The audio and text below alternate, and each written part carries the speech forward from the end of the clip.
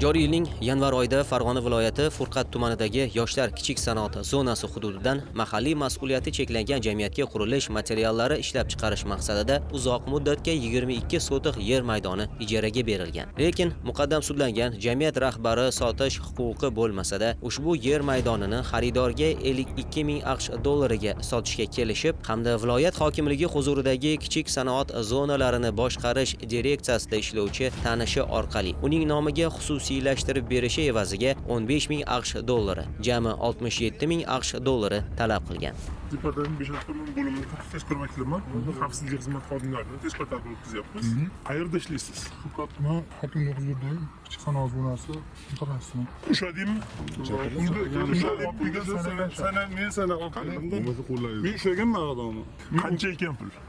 Pul 15 ming. 15 ming nima ekan? Dollar.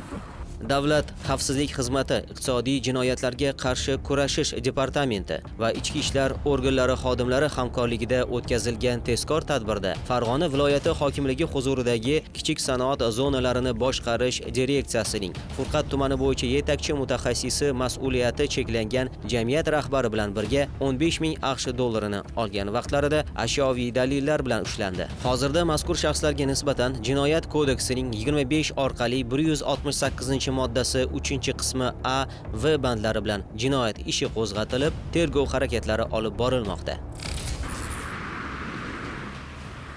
Qayerda ishlaysiz? Toshkent viloyat qurilish joyi to'liq mansabga bosh responsibil.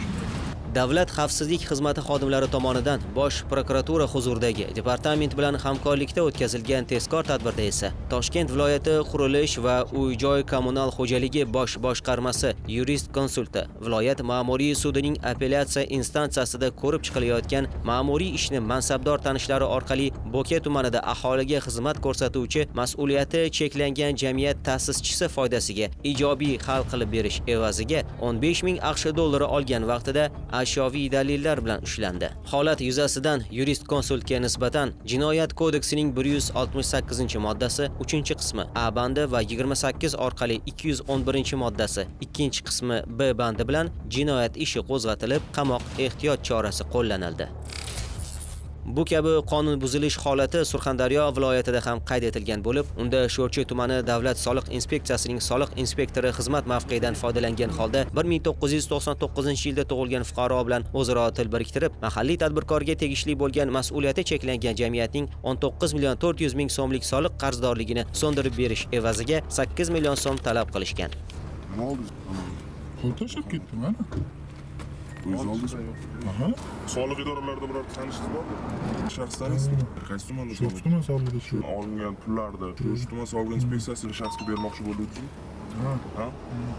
Davlat xavfsizlik xizmati, prokuratura va ichki ishlar organlari xodimlari hamkorligida o'tkazilgan tezkor tadbirda dastlab 1999-yilda tug'ilgan fuqaro so'ralgan pul mablag'ini olgan vaqtida ushlandi. So'ngra tezkor tadbir davom ettirilib, ushbu fuqarodan 6 million so'mni 3-shaxs orqali olgan vaqtida soliq inspektorining noqonuniy harakatiga chek qo'yildi. Hozirda soliq inspektoriga nisbatan Jinoyat kodeksining 168-moddasi 3-qismi V bandi va 210-moddasi 2-qismi V bandi bilan uning jinoiy sherigi bo'lgan fuqaro esa Jinoyat kodeksining 28 orqali 168-moddasi 3-qismi V bandi va 212-moddasi 3-qismi A bandi bilan jinoyat ishi qo'zg'atilib, qamoq ehtiyot chorasi qo'llanildi. Tergov harakatlari olib borilmoqda.